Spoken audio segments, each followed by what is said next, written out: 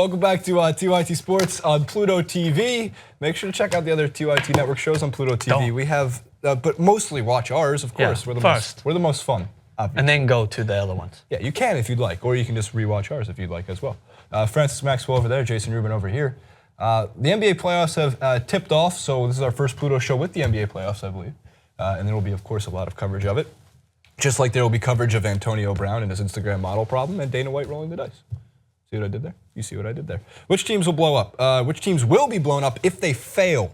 There's two that come to mind. If the Clippers can't get out of this series against the Jazz, which I think they still will, but slightly, could they get swept against the Warriors?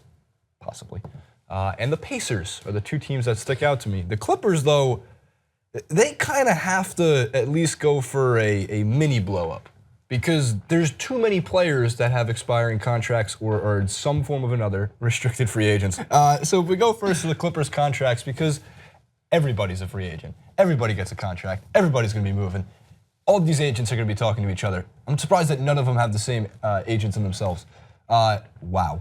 Blake, Chris Paul, Luka Mbamute, and JJ Redick are 4 of the 5 starting Clippers. And they all are at some point or another unrestricted, restricted, or a free agent status of this offseason. And then there's the role guys, Raymond Felton, Maurice Spates. I think those guys are going to be going. I think Spates at 29 might have a chance at signing for cheap with the Clippers if he wants to stay. I actually think he's been a very good bright spot for the team in terms of depth. He was a good Warrior. He's a good Clipper. I think he'd be good pretty much anywhere he goes as long as he doesn't have to be like a starting power forward or center in the league.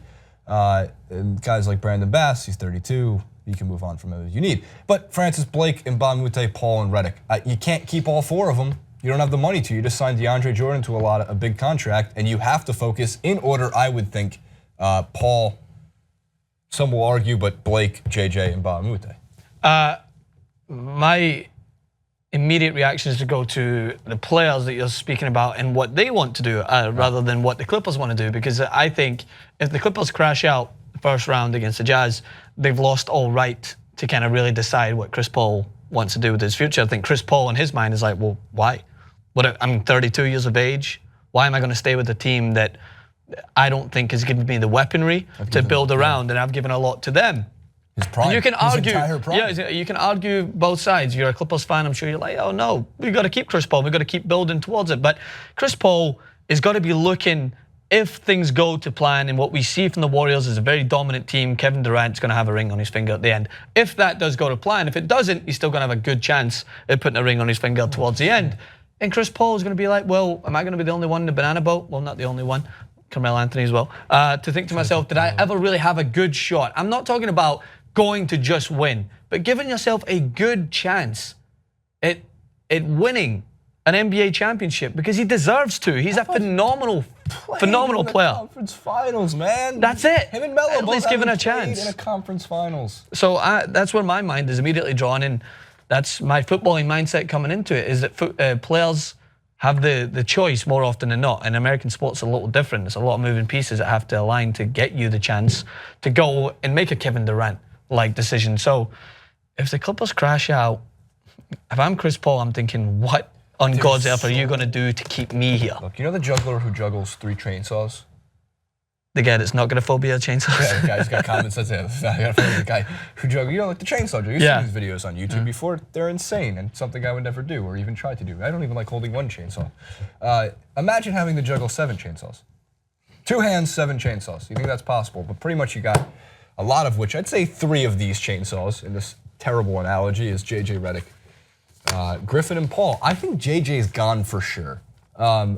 There's a chance they keep all these pieces. Here's what we don't know. We don't know if the players love Doc Rivers. Maybe they got his back.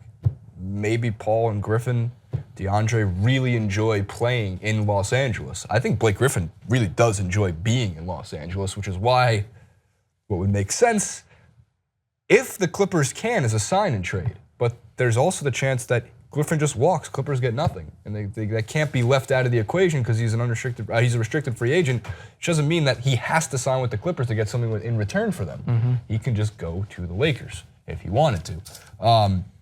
Paul's the guy you got to keep if you want to compete next year and the year after, because you can still make the playoffs and possibly be a better team with your entire offense centered around Paul and DeAndre Jordan.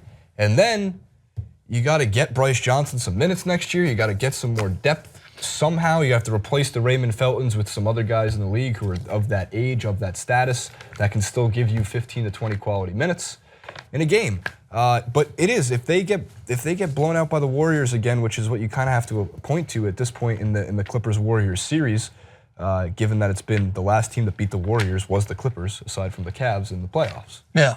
In a series. It's been like 3 years, 4? 3 years ago they won. 2 years ago they lost to the, 3 years ago. The other team, the Pacers.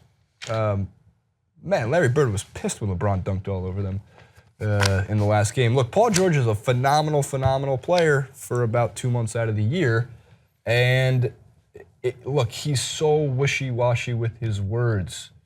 Paul George loves the Pacers one day, says how great it is to have Lance Stevenson back, and then rips Lance Stevenson to the media the next. Yeah. He doesn't want to be there. And what I've come around to understanding in much more detail is the Pacers organization has completely screwed Paul George out of any chance. 4 years ago, when they had that Frank Vogel-led team with Roy Hibbert playing some of the best basketball Roy Hibbert's ever played, that was the team that looked like a rising Paul George could eventually take over with all those pieces and that organization being together and in place. Seemed like that could be a team to get back to the Eastern Conference Finals. Took the effing Heat to 7 games. That Heat team too. Yeah. In the East, when the East was terrible. I actually think this kind of goes hand in hand with the Clippers as well, because I think the Clippers should be keeping a close eye on it, because I think if it doesn't happen, get Blake Griffin out, bring in Paul George, and then you have another fantastic talent who you can potentially change things up. I'm not saying that Blake Griffin is not a good talent. I'm not on the board as let's all blame Blake. I think it does go hand in hand with Blake and Doc Rivers. And that's why I think Doc Rivers has to go as well if I'm going back to the Clippers, if they crash out. Send him to the once, let him go, bring in Paul George, bring in a more Mike D'Antoni style of manager. Coach, relax. It's fine, manager. I'm fine, man. Coach, I'm fine with it. We're letting he's fine it go. with it. That means he's fine with it. It's fine. It's fine. We're doing it live. We're doing it live. So, yeah, so I think that you bring in a style of coach who's going to try and utilize those attacking pieces to the best of your ability, and you push the pace along with the likes. Because Chris Paul tries to push the pace, and then Doc Rivers is like, gotta give it to Blake. Okay. It's pretty good, Doc. See what happens. That wasn't bad. Bring in Jamie Foxx. You do a good Doc job. Actually, that'd be really funny if you saw Jamie Foxx on the sideline. I think it'd be good. Too scary, actually, when they're actually both screaming at Austin Rivers on the bench. So I think regardless what happens with the Pacers, they're going to get blown up either way, because the main man's going to move. Yeah, their cornerstone is going to be moved, I would think, this offseason, and there's going to be a lot of rumors with that. On top of just keep in mind that, yes, Kevin Durant could still sign elsewhere if he wanted to. I think that's doubtful, but who knows at this point. Steph Curry's a free agent. Chris Paul's a free agent. We're talking about game-changing players are free agents this year, again, for back-to-back years. And, oh, man, are they going to get paid? Millions and millions and millions. Steph Curry's going to get the largest contract in the NBA. Stacks. Editors could get just money stacks. It's going to be a lot. Tons of money stacks. Like, I want the paper to not be able to hit the ground because of money stacks. Aisha is going to have a field day at Bloomingdale's. Bloomingdale's. I don't know why Bloomingdale's came to my head. Let's say Saks Fifth. Solid store. Sears. It's Sears. It's Saks Fifth I was going for. What's the line from Zoolander? She's like J.C. Penney, and she like steps on her, and he's like, "It's what did she say? It's TJ Maxx."